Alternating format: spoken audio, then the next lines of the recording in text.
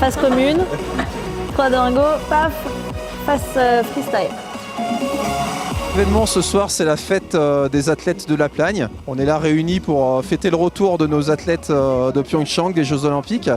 Et bien évidemment la médaille d'argent de Marie Martineau en ski halfpipe. Et ben là, nos athlètes sont actuellement en cours de séance de dédicace.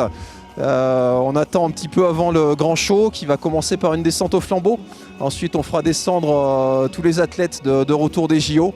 Marie arrivera dans une aide d'honneur donc faite par les moniteurs des écoles de ski de La Plagne. S'en suivra un ski show avec le club des sports de La Plagne. Et pour finir la soirée, un immense feu d'artifice. Je pense qu'on a commencé à se préparer pour les Jeux l'année qui a suivi les Jeux de Sotchi. Donc c'est long, c'est 4 années de gestion. Il faut de la vision, il faut avoir envie de réaliser les runs. Donc il faut déjà les visualiser, savoir dans quel sens on va, quelle figure on veut faire. Après il faut bosser il faut éviter de se blesser, ce qui n'est pas évident dans nos sports. Faire une grosse préparation physique, à laquelle j'ai ajouté une bonne préparation mentale. Et puis donc voilà, donc on focalise tout pendant 4 ans sur cette échéance. Et le jour de l'échéance, il faut être capable de enlever tout ça, switcher tout ça pour juste skier, se faire plaisir. Moi, ça s'est relativement bien passé. Nous, on avait 3 jours d'entraînement et 1 jour de qualification et 1 jour de finale. Donc pour moi, l'idée, c'était vraiment d'essayer de rester tout le temps sur une espèce d'humeur égale et de vision égale et de ski égale. Essayant de faire de mieux en mieux, mais vraiment l'idée, c'était que chaque jour soit le même que le précédent et le même que le suivant. Et ça a bien fonctionné pour moi. J'ai pris les qualifs et la finale derrière comme la suite logique des entraînements qui s'étaient passés avant ça. Donc c'était un régal, je me suis fait trop plaisir. Quel a été mon meilleur souvenir? J'en ai plein. J'ai adoré voir mon époux se prosterner devant le podium, le premier podium qui est l'arrivée en bas du halfpipe.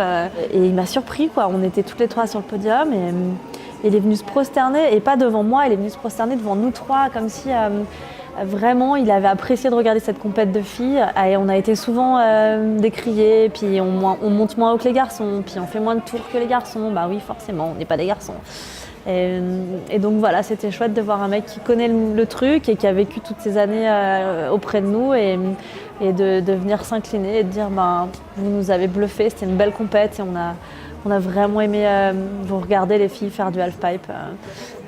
C'est mon meilleur souvenir, large.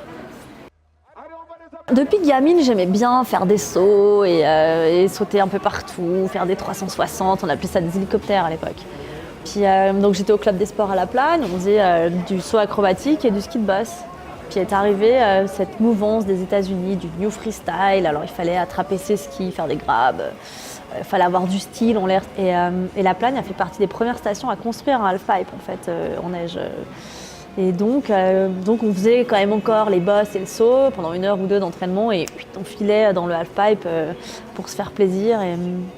Et finalement, moi, le curseur s'est vite inversé et j'ai vite voulu passer plus de temps dans le halfpipe que dans les bosses. Là, il me reste une Coupe du Monde à Tignes, c'est la dernière, c'est la Coupe du Monde, la finale. Donc voilà, ça va être une course sympa. C'est ma dernière compétition de halfpipe, donc voilà, ça va être l'occasion de célébrer ça encore. On fait que de faire la bringue là, en ce moment. Et puis après, c'est le temps de la reconversion, donc il y a plein de pistes. J'ai plein d'envies, plein d'idées. J'aimerais faire de l'événementiel, j'aimerais faire du média et devenir peut-être commentateur sportif, voire même journaliste sportive. J'aimerais aller creuser un peu dans la tête des gens, dans la tête des sportifs, faire une approche un peu plus mentale et sociologique que physique et vraiment de la performance, qui est à peu près l'angle toujours d'attaque de journalisme dans le sport. Je pense qu'il y a de quoi aller gratter sur d'autres angles, en tout cas d'approche sur les sportifs. Donc voilà, tout un tas de choses à faire.